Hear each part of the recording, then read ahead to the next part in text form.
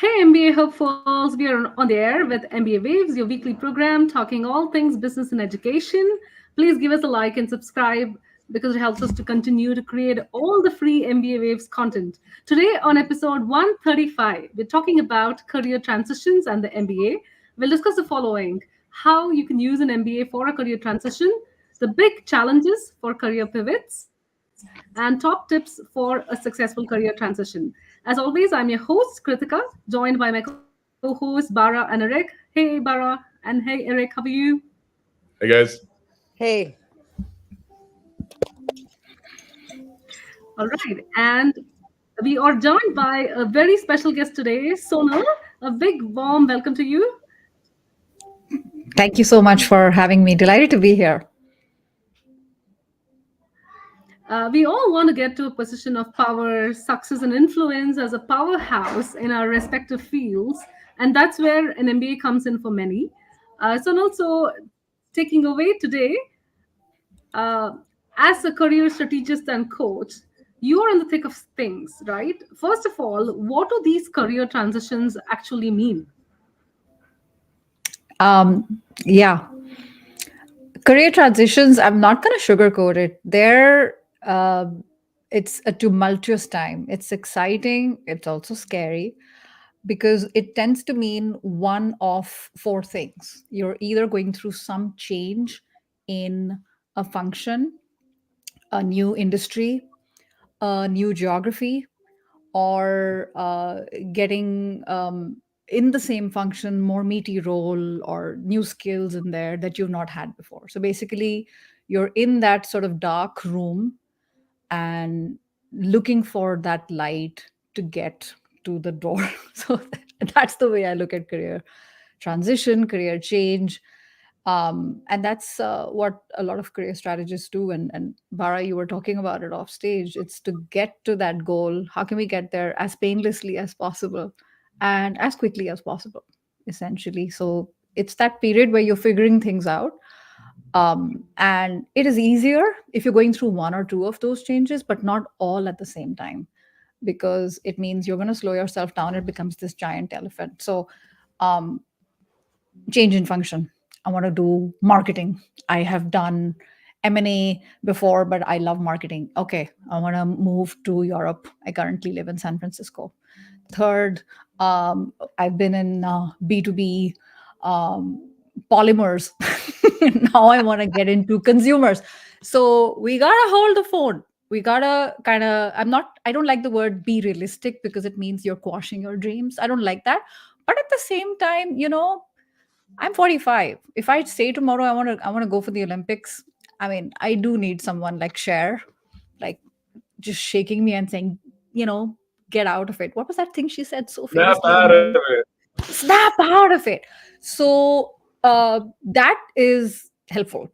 If you can snap out of it, the sooner the better, and be very clear, very focused, very targeted. Where do you want to make the change? When? And there's lots of resources to help you along the way. And this live stream that you're doing is amazing. I wish I had this back in the day when I was treading these waters all by myself. So that kind of Kritika is what I'm thinking when you talk about a career transition.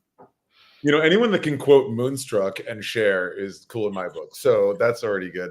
You talk about being realistic and snapping out of it. I mean, it's not just for you and like getting each step towards where you want to be, but also trying to make all of those changes at once is not always well received by companies. Like if you're working in a marketing role in a textile, industry, and then you want to switch to a financial role, totally different, also in a different country, it's a lot of change at once. Like the trust that they would I'm put in so you. glad, Eric, you said that because there will be coaches out there who will say, I'm going to help you. We're going to spin a story. Listen, there's a difference between framing and spinning stories, and there's a difference between lying and saying you've done something and you haven't done it. So Mm. that's one thing. I'm reminded of something when you were saying that, Eric. There used to be this quote back in the what is it 50s 60s 70s where there was this sort of women's live movement and they were like women can have it all, and I was just remembering, yes, yes, and I'm not going to make this about gender, don't worry, but it's not always at the same time, right? And that's true for everybody across genders. So if you want to make those changes, you can. And the beauty is our careers are only getting longer. thanks to healthcare innovation, pharmaceutical innovation, a lot of us will live, inshallah, till our 80s, 90s, and hundreds. That means if you started your career in your early 20s, we're talking about 40, 45 years. So there's plenty of time. And then, I have people reach out and saying, but I'm 30, isn't it too late? And I want to go back and do that share thing again to them. Are you kidding me? Like, the best is yet to come. But we just have to brace ourselves because it's a marathon, not a sprint. Would you say taking your time, because I don't know any men who are going for partner while they're just became a new parent. So that's a really good point. If those men don't want to get divorced, it's better that they are equal partners at home as well, because these days, it's not the same as it was in our parents' generation, where the dad would bring home the bacon and the mom was okay having a secondary career. Not anymore, right? Well, it depends what state in the United States, but and some are moving even further beyond. They're moving into the 1800s. So, well, that's true in many parts of the world, not just. But I do know what you mean. Yes, Bara, you were saying something earlier. I was, and I've got a dog that's saying a lot right now too. So I'm going to hold off right now until the dog stops. I'm going to take it as a compliment that he finds this so invigorating that he had to give us his 2 cents worth. Yeah, for sure. So I'll ask the question, if that's the case, Sonal. In your experience, what are some of the key benefits that, say, an MBA can offer to professionals? This is MBA Waves after all, right? That an MBA offers to professionals looking to pivot or advance in their careers. Yeah. I'll tell you how it can help, and I'll also kind of get ahead of myself, and I'll tell you how it can't. How it can help is, the word I'm looking for is accelerate. It'll help you to get to your results faster when you have an MBA. A lot of people will not like to hear this, but it's true. In many, many parts of the world, an MBA, particularly from a prestigious institution, is a door opener. And when we talked about those career shifts of geography, industry, function, all of that, I am a very good example of that. I graduated in 2009. After working for 7-8 years, and I was like, what else is out there? What else can I do? And I moved from consulting to a completely different industry. I moved to telecom, right? And then I moved from sort of HR consulting, process improvement, project management to HR business, like business partner, sort of responsible for a region. And then also a geography, South America to Europe. An MBA helps you to do that with opened networks. And is it a good idea to do an MBA because you're going to go and learn many things? Yes, it is. However, I'm going to just say this, and it's going to sound controversial. A lot of the stuff you're going to learn in your MBA, when I say learn, I mean academically, you can get access to a lot of that 100%. at a fraction of the price, if not for free, with the MOOCs out there, right? So massive online learning spaces. So don't go to do that just from a learning point of view. Just keep in mind that it has that stamp effect, and it will open doors forever. So that is definitely helpful. It sounds like an MBA, the way you're describing it. It's the first time I've even thought of it this way, but it almost sounds like a passport, right? I think of it as I love metaphors. So I love that you said that. Bara, I would say passport, literally in my case, having come to Europe with an Indian passport and I needed work permit, I needed to be sponsored, and it helped me for sure because it was considered skilled labor. But secondly, insurance during stormy weather, right? Layoffs, insurance during all kinds of, there's different types of layoffs, right? Layoffs could be costs. Layoffs could be too many people, margins, all of that stuff. I've been through layoffs 3 times. When I say I've been through, I don't just mean that I have had to let people go, but I've also been on the other sort of receiving side. But an MBA helps you to bounce back a little bit faster. Why? Shoot off an email to somebody in the alumni association, somebody who used to be a friend of yours who graduated at the same time. You get more introductions. You can skip the line. So it does help you. I would imagine also that, it's different than other professional degrees. Like for us, we work with students heading to business school, law school, medical school, and we don't have these same conversations, right? Like the MBA really is that passport, is that it is that Willy Wonka golden ticket in a way, right? That gives you access that I don't really find my other clients completely utilize in the same way. When you work with clients, are they looking at a wide variety of possible choices, like choose your own adventure for their future? Or is it's not just MBA? No, it's not. No, it's not just MBA. What It do you is. find with different degrees? Or would you say that is similar to my experience?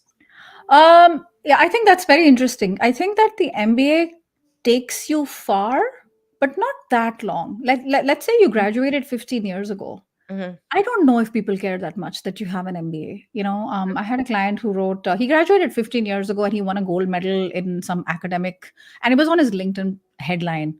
I was like, dude, just, you know, when it comes to our, these are like past laurels. What people care more about is what have you done recently? Mm-hmm. Yeah. What was that song? What have you done for me lately? People want to know more about that. And I think to know more about this, it comes down to your target roles. Do they care if you have an MBA or not? And if the answer is yes, it will feel like the logical next step. It could be different with medical law school. It's also the license to operate, right? Do you need an MBA to be a CEO? No, you don't actually. Right. 2/3 of the world's CEOs are not MBAs. They don't have an MBA, and people are not that bothered.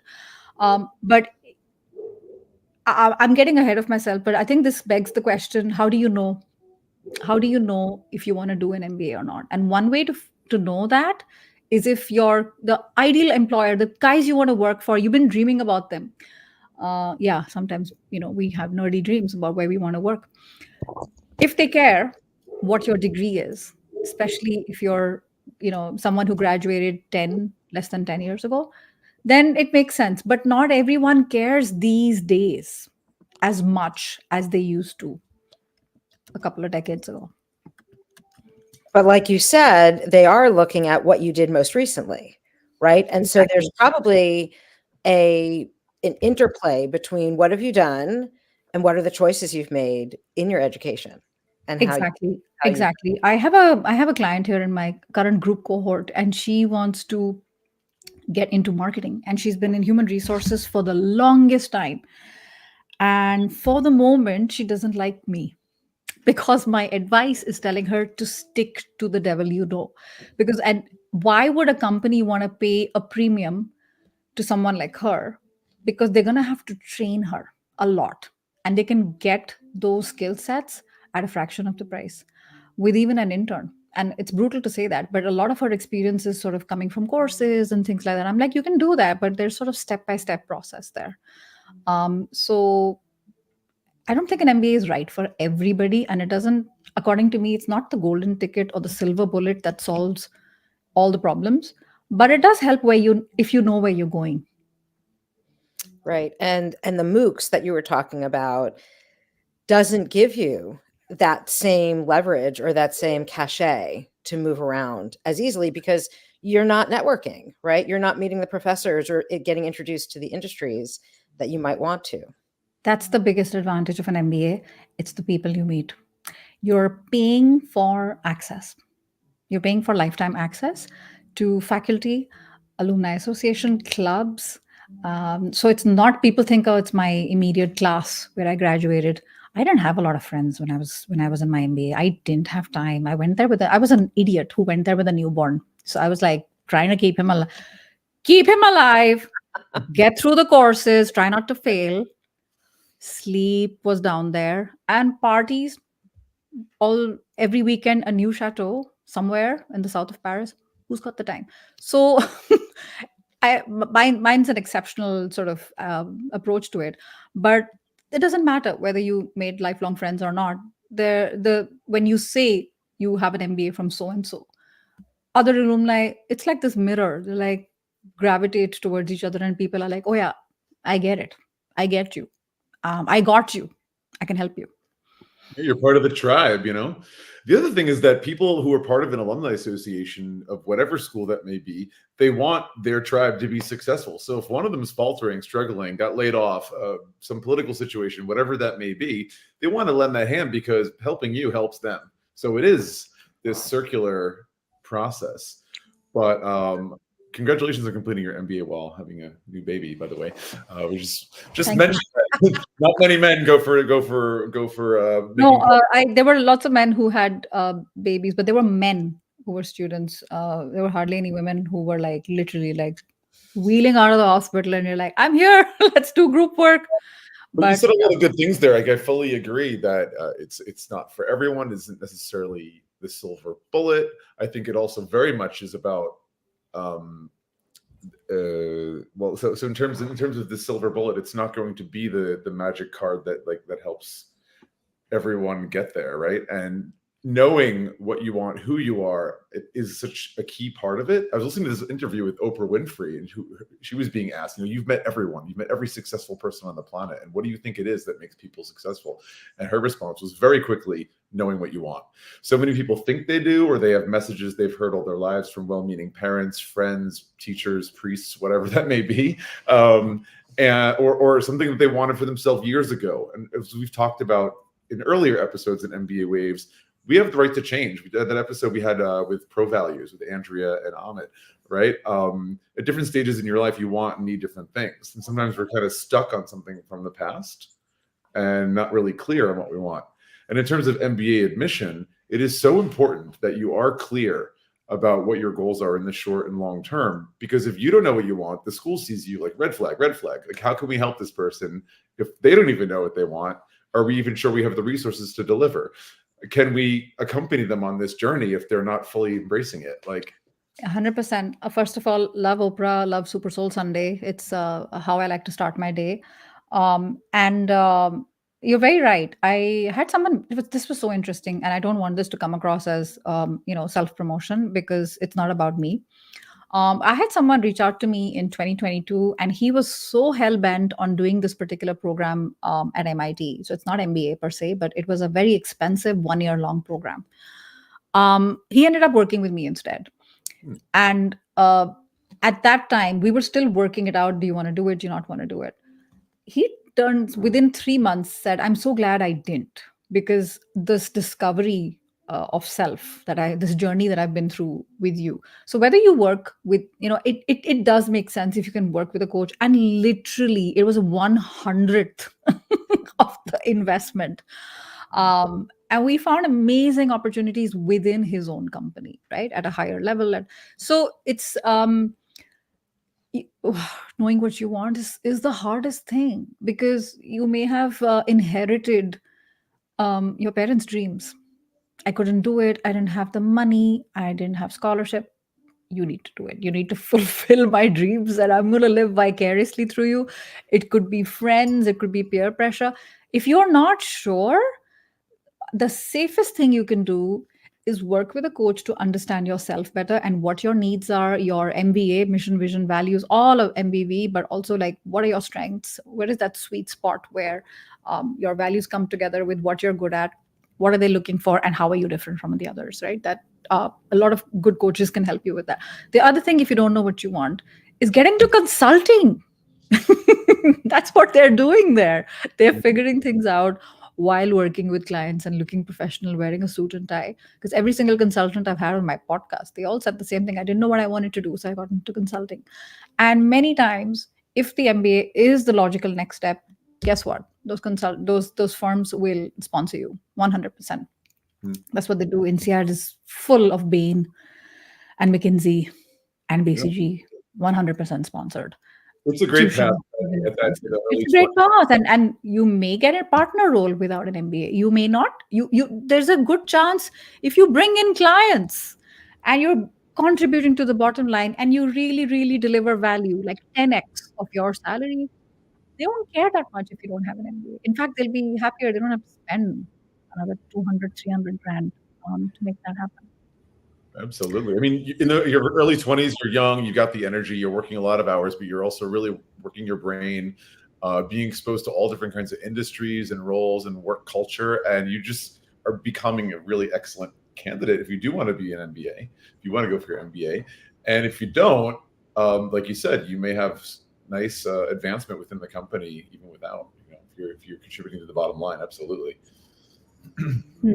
So, Sonal, like while you were talking and giving these great analogies, one thing that came to my mind was, it is not a golden ticket because it's not available to everybody. From that angle, it's true. But then you have to work your way towards it as well, right?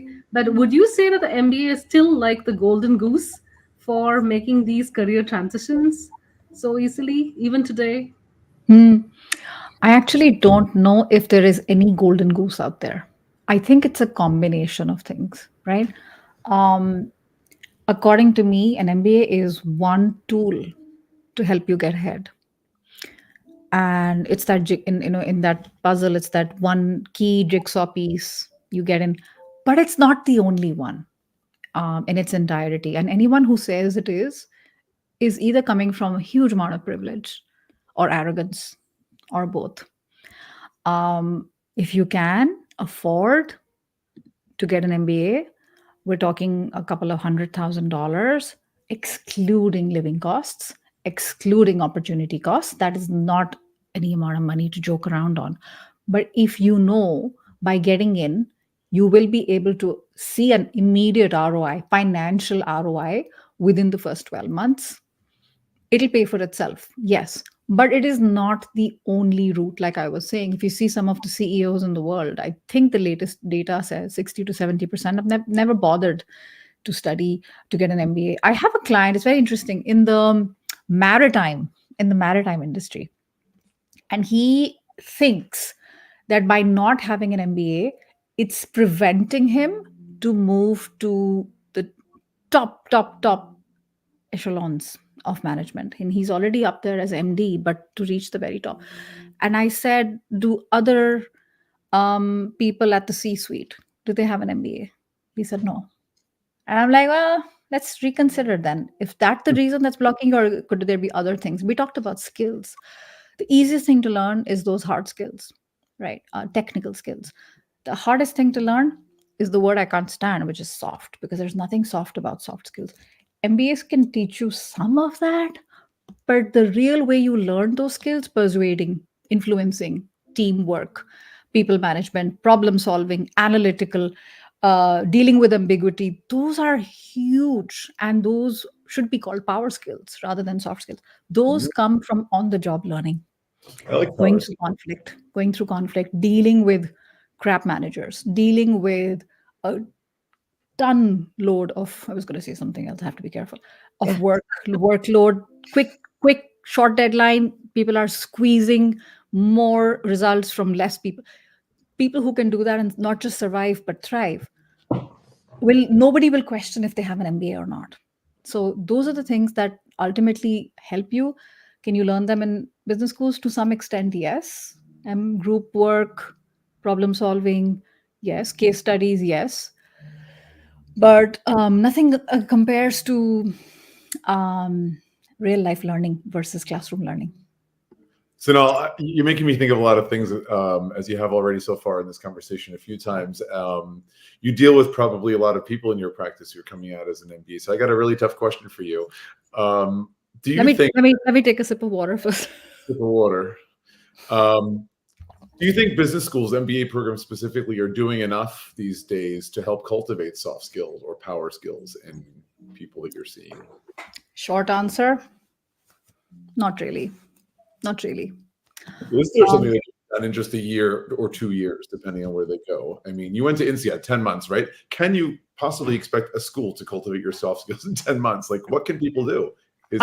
That's why I think it's very good to have a healthy dose of expectation management before you come into these programs, because you think it's good to have an idea of my before and my after. It's like I love those shows where they go in and they renovate the whole place. There is a massive difference before and after. You want to see what that's going to look like. It's not going to be, the way those renovations work, like you cannot recognize that room, because how much can you do in 10 months to 2 years, right? You can do some, you can rearrange the furniture a little bit, you can, paint the walls, but it's I don't know. I interviewed the deputy dean at INSEAD on my podcast, and I like to be salty, as you can probably tell. And it's one of the questions I asked him was Peter Zemsky, and I asked him about applications are down sort of across the board in business schools, and there was a time I was doing like one interview a month because I'm on the INSEAD panel for interview admissions. I haven't seen interviews in almost a year now, right? Especially coming from Belgium. They will not share, a lot of them will not share data with us. They're very cagey about these things. But people are wondering if they can get a return on investment elsewhere on doing something else. Yes, they want to study, but maybe, I don't know, this MBA, Seth Godin, it's a couple of $1,000 compared to, well, INSEAD was 50,000 when I did it in 2009. Now it's 95,000. And I know it doesn't sound like a lot compared to 200, but that's 10 months and it's only tuition.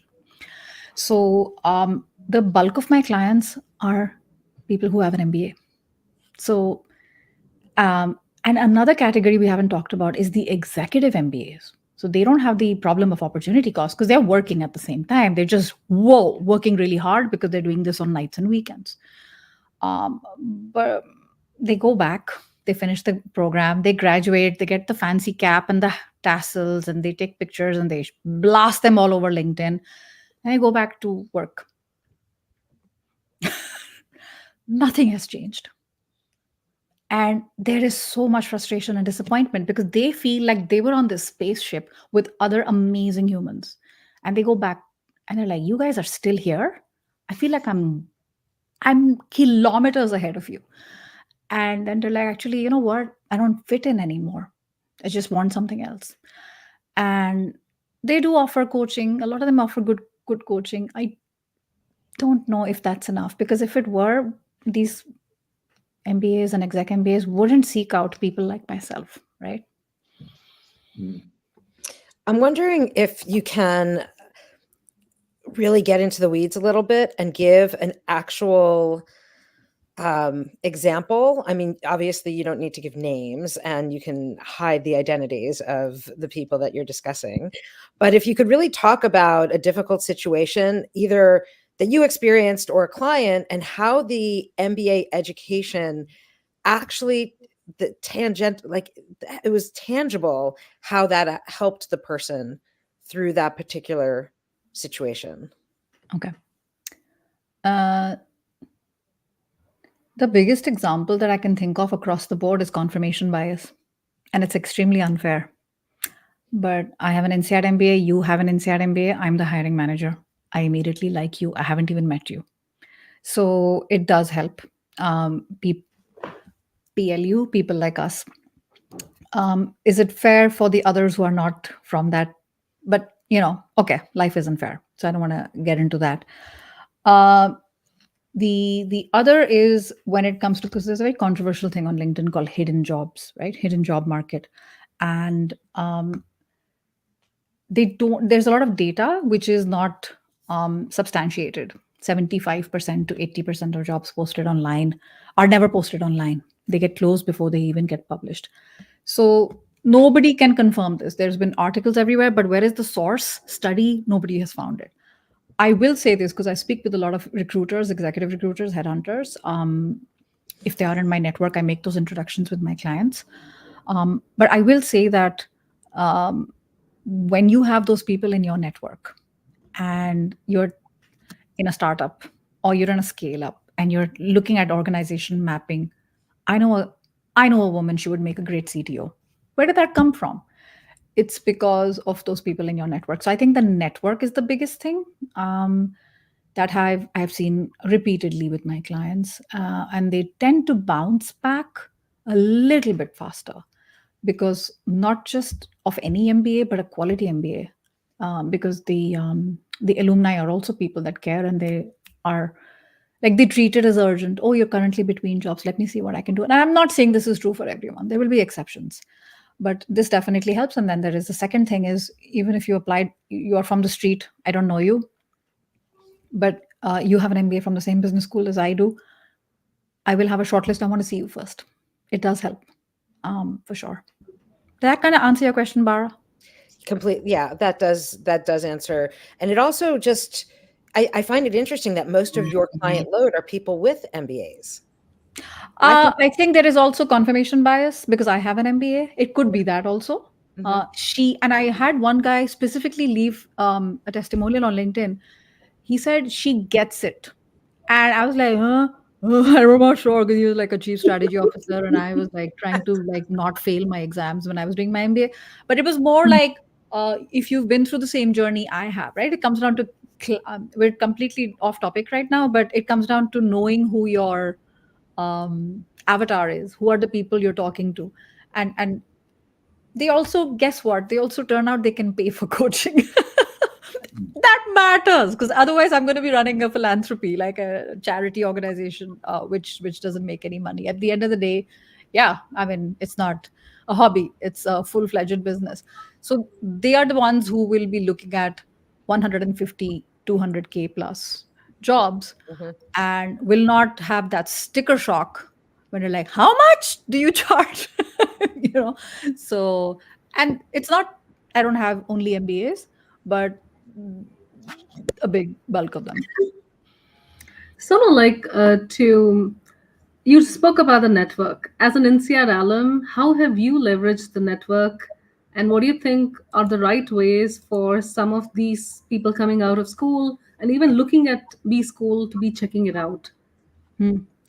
I think I love this combination, Kritika, of LinkedIn and your network, alumni network. I love this combination. It works like a charm. If you have a very nice LinkedIn profile, it's up to date, you are a kind human being, you reciprocate if someone is nice to you, if someone writes something you write back, there's an in-mail recruiter. I had a recruiter last week on my LinkedIn live who talked about how to get recruiters to notice you, executive recruiters, and how do they find you using a product called LinkedIn Recruiter. She said you'll be surprised how many people don't write back or they say, not now. But yeah, maybe you know someone. And so that reciprocity coming from LinkedIn with your target network, it's the easiest place. It's free. Build something there.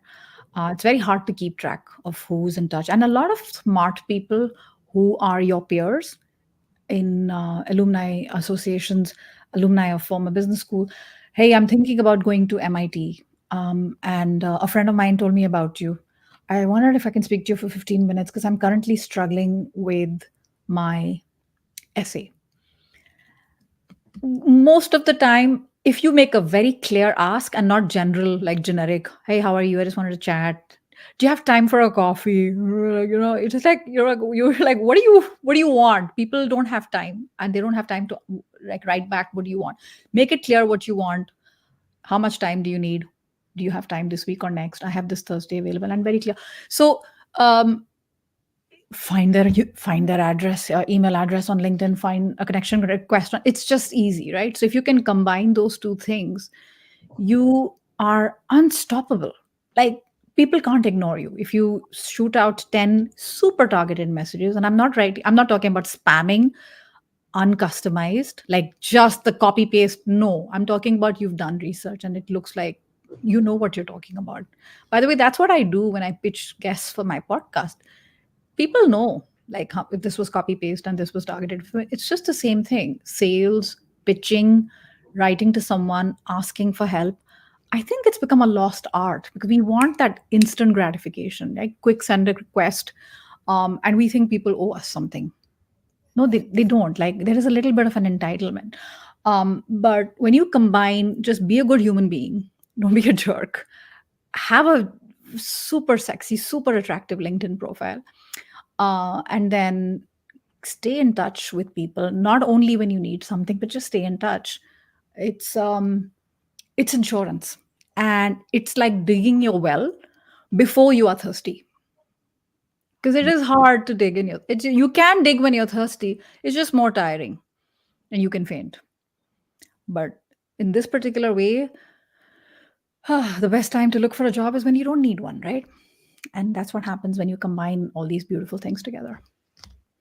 Absolutely. I find myself saying every day is an opportunity for networking, and you want to network before you need something. So we're very much. I love that. And I think that I just like, we need to redefine it and not call it networking, because networking feels transactional. It Mhm. feels like, you scratch my back, I scratch yours. I like the new definition. Susie Welch, who used to be married to Jack Welch, she said, just make friends and stay in touch. That's it. That's what we do. If we meet 100 people in a conference, I'm not going to make friends with all 100. It's impossible. I might exchange business cards with 10, or LinkedIn profiles. I don't do business cards. It's been 15 years, no business card. LinkedIn profiles, we did that QR code, stayed in touch with 10, and liked 10, stayed in touch with 5. Those 5 are now going to be in my circle. Outer circle, inner circle, that's up to you. But when we say network, it feels very artificial, because it is. It feels like so, like you need something from me, and I don't like that, because I don't think others are looking for that either. We are craving, particularly in a post-pandemic world, Connection. more authenticity. And I know that word gets tossed around a lot. But the more, genuine connection. Absolutely. Yeah, I mean, networking does sound transactional, and I think for a lot of people, it sounds intimidating as well. You have to join me I do these workshops called Networking with Class, and that's one of the things I say. If networking makes you feel creepy, you're doing it wrong. Like, Yeah. there's many things you can do to prepare before you're in an opportunity that could be considered a networking event, whether it's an actual event or you're just in a bar or riding a train and talking to the person next to you. But coming to the table with something to offer. So it's not like, and just knowing your worth, being abreast of what's going on in the world these days, and taking stock of what you're good at, what you're interested in, that you could contribute to the conversation. But I want to come back to you, because I know you work with a lot of clients who are, looking for a career pivot. They're already MBA grads, but let's talk about people who are actually applying for an MBA. Like, these are people who know they want to pivot probably somehow. They're one of those 4 categories. And by the way, those are the 4 that I describe when I talk about people who are most likely going to do an MBA, right? You're looking to change sector, role, geography, or a vertical move, and acquiring new skills. So we're on the same page again. But what advice might you give to an MBA applicant who's considering career shifts but are not really sure about which industry or role to target? I would say go for it. It's not a problem. You will figure it out. It feels like so definite, right? That I want to get into this particular sector and this particular. Then there's an ego thing, that you look like you were so decisive and so firm from day one, and then you might feel like an idiot for changing your mind. So just keep that open, and you know what you want. The how will figure itself out. Because when you go through the journey, you will gravitate towards certain subjects, people, ideas. You will. It's natural. So and they will attract you, you will attract them, and you will repel people, subjects, ideas. That's absolutely fine. So just be a little open, to the wonder of the unknown. And by the way, when you said networking, if it feels cringy, it feels wrong. Discomfort, little bit of discomfort is good. It means you're growing. So be open to discomfort as well, because growth and comfort, who said this? Gina Rometty, who used to be the CEO at IBM. Growth and comfort cannot coexist. So be prepared for some discomfort, because growth will come out of it. It's like that disgusting caterpillar thing that comes out and then it becomes this beautiful butterfly. You're going to go through that journey. And guess what? The MBA, you will probably land amazing roles. You'll be very happy, but it's not a happily ever after. Like, I graduated with 5 offers in the middle of a global financial crisis. And I was so proud, because I struggled academically. I didn't have a work permit. I had a newborn, didn't have any network, all of that stuff. I was proud, because I thought it helped when knowing the HR side, knowing what the other people want. And that's not the end. And I say this with complete humility. It sounds amazing, but that's not the end.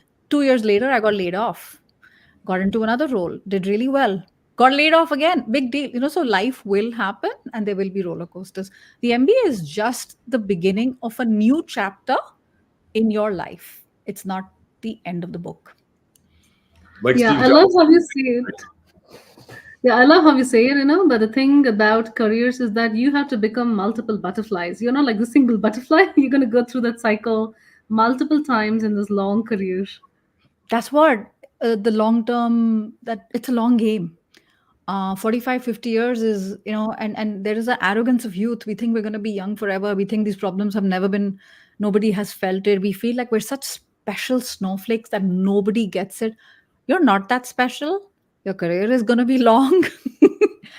You have figured it out before, you'll figure it out again. Mhm.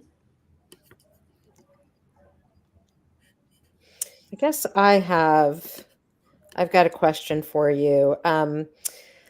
The MBA graduate can position themselves with having certain assets and skills during career transitions.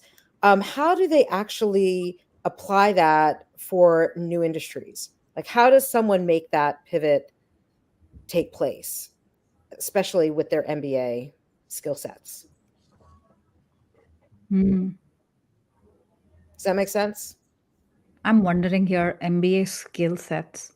MBA skill sets are maybe immediately noticeable when they graduate. Mhm. Ability to read fast, adapt to new situations, deal with conflicts inside their sort of immediate cohort, that group, time management, problem solving. A lot of those, yes, in the immediate aftermath of graduating. I remember the first day when we got into the program, all of us new grads in welcome week, right? I remember them telling us, "You've got in, you've already won." And I knew what they meant. It was so hard, in any MBA program that you do around the world, you have to go through so many hoops, multiple interviews, and all of that drama with essays. And I took the GMAT multiple times because we were like, oh, I can do better. Oh my god, I hate maths. Oh, I'm gonna fail. And then got a respectable, what I thought was a respectable number at the time. So you've been through that journey, and then when you get in, that stamp is not nothing, right, Bara? That definitely helps you. So I think there there is a halo effect when you're going into these interviews. If you have an MBA, you will figure things out because you have been through unfamiliar situations, more than your share of unfamiliar situations, because you were courageous enough and audacious enough to think you can get into this program, which you did. Well, you said something also really important in my world, which is that you said, I didn't score well on the GMAT. And so I took it again. And I'm not good at math. And I took it again. And I took it again. Mm. And then I took it again. And that self-reflection, I'm going to do better, I'm going to do better, says a lot to many different schools. The fact that you're willing to continue to do more says more potentially than the score in some cases. You got a respectable score, but you also showed that you were willing to go and do better. Yeah, and it's not easy. I remember this was 2007, and we were living in Santiago in Chile. A couple with no kids. Nights and weekends, we could have been doing so many things outside in our late 20s. Oh my god, I don't remember that period anymore. Life before kids. But I was opening up, and we didn't. The online resources were very limited, so I was literally like Kaplan, Princeton Review, practice tests, right? So this is a very good analogy for life. The more practice tests directly are going to be directly proportional to your score. You'll have a better score. I ended up scoring a 700. I was like in shock because it tells you the result immediately. And I was like, oh, I thought it'll be 5 something, 6 something. But it was because I'd taken hundreds of tests, right? It didn't come naturally to me. So I was not what you would call a typical MBA grad. I wanted to get into human resources. I wanted to get up higher and I wanted to earn more money. Guess what? Everyone wanted to get into McKinsey. It's a McKinsey school. Everyone wanted to get into McKinsey, BCG, L'Oreal, or pharma. Nobody was looking at like human resources. And I didn't care about which industry. So you can be different, even if everyone else looks like they're all homogeneous. And here I am, like weird, not fitting in, not sure I fit in.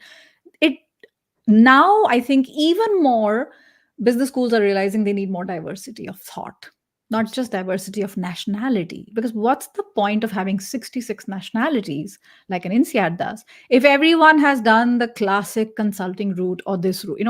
Kind of you can put them in a box. It's diversity is not just what's visible, but it's also how you think.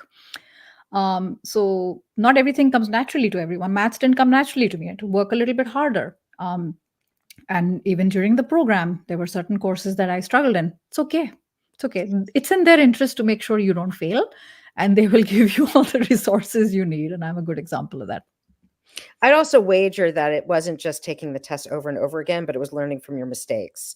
I suspect that you have a growth mindset. And so you saw each time, what didn't work this time? What do I need to do next time? How do I need to learn from this? Because what a good point. Yeah.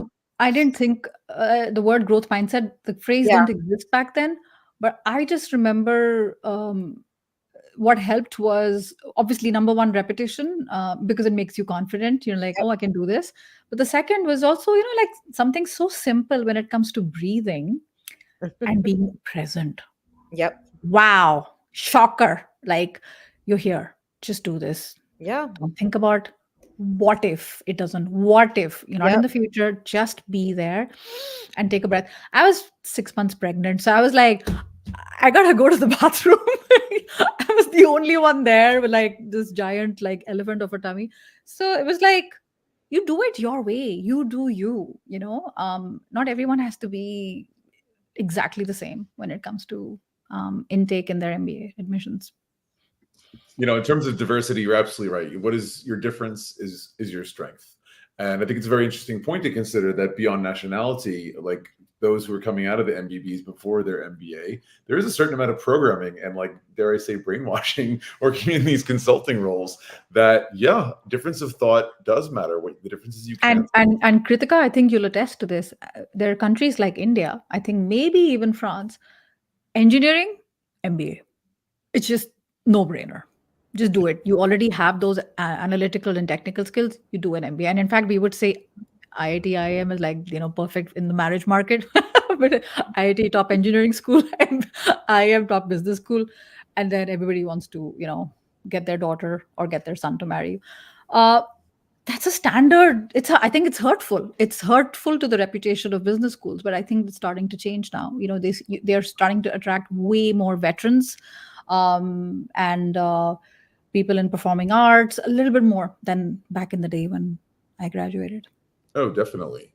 And so, speaking of changes, like you talked about business schools realizing that and making maybe some change in their approach of admissions, what changes are you seeing in the job market that might impact the strategies that MBA grads would use for career transitions after their degree?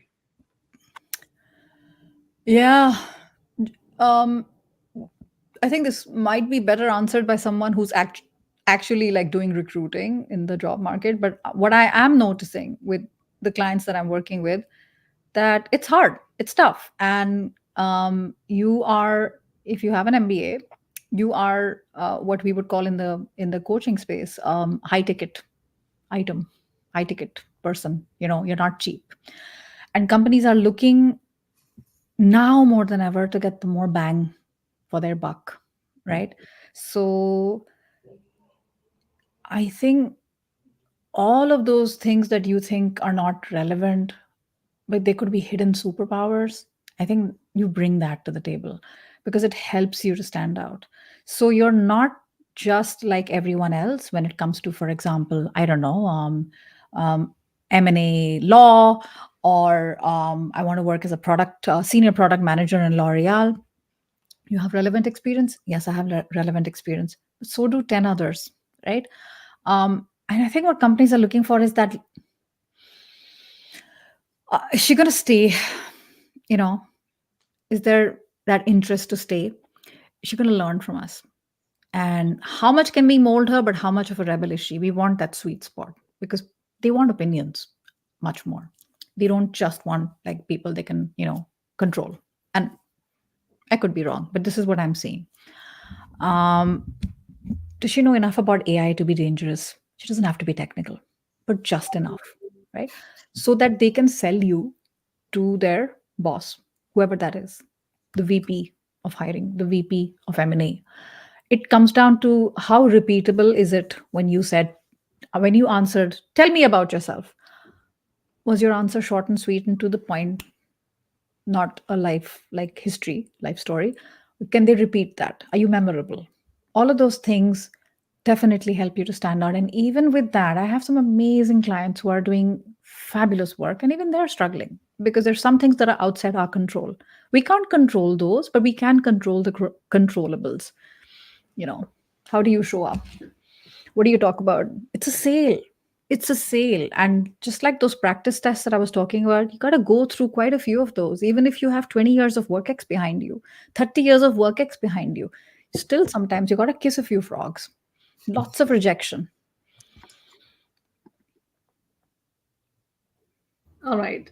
You're So building. probably go ahead, Eric. Yeah. I would just say with rejection, you're building resilience. With every no, you learn how to refine your message and get to that yes. And sometimes it's not even a no. Sometimes it's not right now. Yeah, but no, if you don't ask, it'll always be a no. If you don't follow up, it's always a no. So the fortune is in the follow up as well. What you're speaking about right now is something you guys were both with me at Yale's campus last summer when we listened to that professor deliver a master class called Zoe Chance. And she gave out this book. Do you guys remember this? It's called Influence, yeah. Power or something like that. And I got to read it. I was on vacation in Cape Verde a couple of weeks ago, and I got to finally read it. And fantastic. It was also very cool to read this book because some of the experiments that it talks about, she actually did with us in the classroom at Yale SOM. But exactly what you said. Sometimes it's not a no. It's just not no right now. But the biggest thing why people are not getting to the yeses is because they don't know how to ask, or they just don't try. Oh, yeah, I agree. Sometimes they do ask, and it's just internal stuff, politics. They were doing all this performative stuff, but actually the guy inside who's related to the CEO all kinds of stuff is going on behind the scenes. Like I said, we can't control that. Sure. But we can control, because you got to be again up the next day. It's like a client of mine, I love his advice because we're going through that together. It's hard right now for him. He's in his late 50s. He's not, he says, nobody says it to his face, but there's also ageism. And he's like, I'm like that photographer at weddings. It's my 100th wedding, but for that couple, it's the first time. So it's like every time you got to show up like it's the first time. It's not easy, right? Even MBA interviews, you think, because I've had MBA clients who are like, I thought I would have got more opportunities because I have an MBA. Oh, by the way, that's very important. There are some business schools that don't help. So there's people who are about to graduate and they're reaching out to me. And I'm like, tell me about career services. Nothing. Zilch. Nada. I'm like, literally, they have one job. Attract employers to campus. One job. And these people are on their own. And I'm talking about some well-known schools as well. So you got to do that homework if you can before how much campus placement is there, so that you're not, what do you call it, out in the street with debt and an expensive degree. Yeah. Mm-hmm. All right. Sonal, like one last question before we let you go. What would you say are the top 3 things people need for career transitions? Like when I say, like, so can we put MBA up there as your top route? And what would be the other 2? Wanting is a good, not necessarily needed. I think I can think of 3 things. I can think of number 1, probably your best friend in the whole world is your transferable skills. And transferable skills, people don't know enough about them. And this is the first thing that's overlooked. When people are looking for a change, they will immediately do what? They will work on their resume and they'll work on like applications. Send, because it makes you feel good. I sent, you see these rants on LinkedIn. I sent 500 applications in 4 weeks. I haven't got a single response. This stuff, has all the formula to go viral. Who cares if you don't get opportunities? So transferable skills are understanding really well what you did before and how can it help your target employer. And these transferable skills, I don't just mean the obvious ones. Oh, I've done problem solving and analytical in M&A, so I can also apply that in branding, communication. Yes. But I also mean for anyone who's listening today, who's between roles, who's going through a hard time right now because no one is giving you the time of day. Maybe you've done volunteer work and you've brought people together. You did things in COVID. You were delivering lunch boxes. You were fundraising for your local city hall. You were teaching maths to the neighborhood street kids because they need help and they don't have money. You were helping an association to build a website. All of those things show initiative, and you can literally see what are the top skills you needed for those. How can they help the new employer? So, transferable skills is number one. The second, which is related to transferable skills, is the messaging. So, the messaging in your resume, in your LinkedIn profile, in your cover letter. I hate cover letters. I don't think anybody reads them, but unpopular opinion. And in your interviews. So, every single touch point, the messaging needs to be something like this. I've done difficult stuff before. I can do it again. Every time. I've done it before. This is the proof. Look at the proof. I can do it again and I will do it again. So every single time, that's the messaging we want to kind of show. And the third is not having an ego when it comes to your network. There's data by a guy called Mark Granovetter, who is a Stanford, I think he's still working. He's in his 70s or 80s. And he did research back in the 1970s about strong ties and weak ties. And weak ties are people we have not been in touch with, but they actually turn out to be sitting on treasure. They like helping people, but nobody reaches out to them. So people in your weak network, don't have an ego about reaching out and asking for help. Strong network is the first ones we think of: family, close friends, etc. Strong ties and weak ties, connect both together, and that should ease your career transition for sure. So transferable skills, the power of warm and cold network, and the third one is messaging. Wow, that beautifully wraps up all the time that we have for today, but beautifully wraps up the entire discussion around career transitions. Thanks, Sonal, for being so direct and showing how difficult it can be, but also what someone needs in order to make it possible.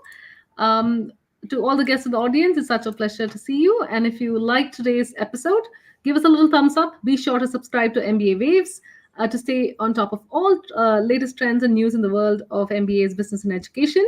And don't forget to check us out next week, same time and place.